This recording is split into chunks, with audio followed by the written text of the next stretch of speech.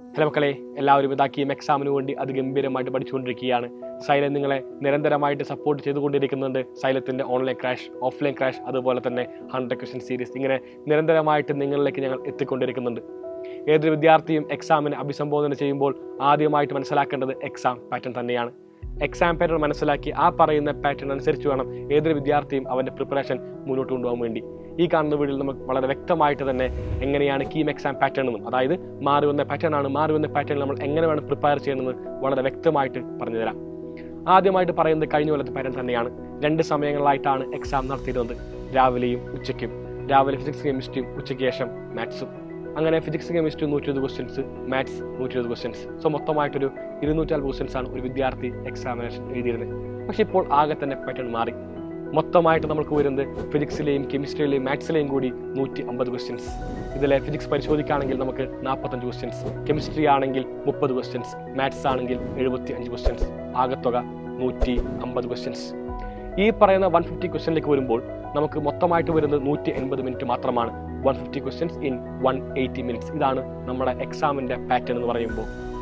മുമ്പ് നമുക്ക് പ്രോബ്ലത്തിൻ്റെയും തിയറിയുടെയും പേപ്പർ എല്ലാം തന്നെ സെപ്പറേറ്റ് ആയിരുന്നു. മാത്സ് ആണ് നമുക്ക് ഇന്ന് പ്രോബ്ലം പേപ്പർ വരുന്നത്, അത് ഉച്ചയ്ക്ക് ശേഷമായിരുന്നു. നമ്മൾ എന്ത് ചെയ്യും, നമുക്ക് കൃത്യമായിട്ട് ഫുൾ ടൈം ഇന്ന് പ്രോബ്ലം ചെയ്യുന്നു. രാവിലെയാണ് നമുക്ക് എന്താണ് കമ്പാരിറ്റീവ്ലി തിയറി പേപ്പേഴ്സ് ആയിട്ടുള്ള കെമിസ്ട്രി ഫിസിക്സും ഉണ്ടായിരുന്നു. വളരെ സുഖമായിട്ട് ചെയ്ത് തീർക്കാൻ വേണ്ടി സാധിക്കുമായിരുന്നു നമുക്ക് രാവിലത്തെ എക്സാമിനേഷൻ. പക്ഷേ ഇപ്പോൾ എല്ലാം തന്നെ മാറി. പ്രോബ്ലം തിയറിയും എല്ലാം ഒന്നിച്ചു വരുന്ന സാഹചര്യം. ഈ ഒരു നിമിഷം ഏതൊരു വിദ്യാർത്ഥിയും വളരെ സൂക്ഷിച്ച് വേണം എക്സാമിനെ അപ്രോച്ച് ചെയ്യുന്നതിന് വേണ്ടി. നമ്മൾ തിയറി ക്വസ്റ്റ്യൻസ് തന്നെ വേണം ആദ്യം ആൻസർ ചെയ്യാൻ. നിങ്ങൾക്കൊക്കെ അറിയാമായിരിക്കും, ഒരു ക്വസ്റ്റ്യന് നമുക്ക് 4 മാർക്കാണ് ഉണ്ടാവുക.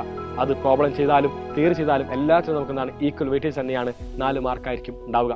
ശരി ഉത്തരം നൽകുമ്പോൾ നമുക്ക് 4 മാർക്കും, തെറ്റിക്കഴിഞ്ഞാൽ നമുക്ക് എന്താണ് ഒരു നെഗറ്റീവ് മാർക്കും ഉണ്ടാകും.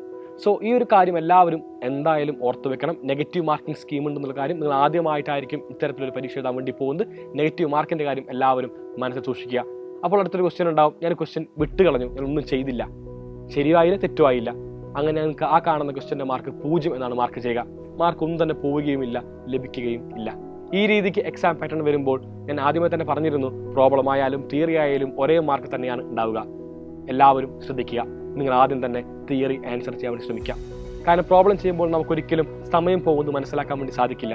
മാത്സിൽ 1, 2, 3 പ്രോബ്ലം ചെയ്യാൻ വേണ്ടി നമുക്ക് സമയം എടുക്കുമ്പോൾ ഈ കാണുന്ന സമയം കൊണ്ട് നമുക്ക് ഒരുപാട് ഫിസിക്സിലെയും കെമിസ്ട്രിയിലെയും ക്വസ്റ്റ്യൻസ് ക്രാക്ക് ചെയ്യാൻ വേണ്ടി സാധിക്കും. ഒരിക്കലും ഇതിൻ്റെ അർത്ഥം മാത്സ് ചെയ്യണ്ട എന്നല്ല.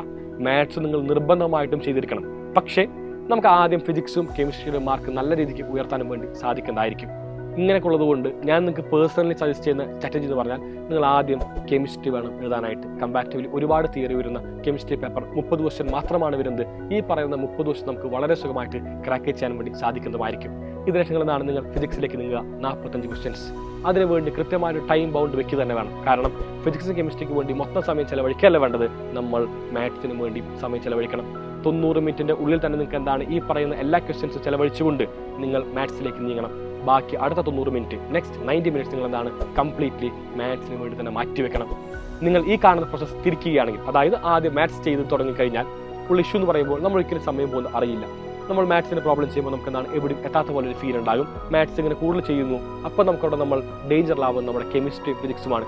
ഈസി ആയിട്ട് മാർക്ക് സ്കോർ ചെയ്യാൻ വേണ്ടി സാധിക്കുന്ന ഫിസിക്സും കെമിസ്ട്രി നമുക്ക് ഡേഞ്ചറിൽ ആവുകയും ചെയ്യും. അതുകൊണ്ട് മാത്രമാണ് ഞാനിത് പറയുന്നത്, ആദ്യം കെമിസ്ട്രി വേണം, പിന്നീട് നമുക്ക് ഫിസിക്സും, അവസാനം നമ്മൾ എന്താണ് മാത്സിലേക്കും നീങ്ങണം.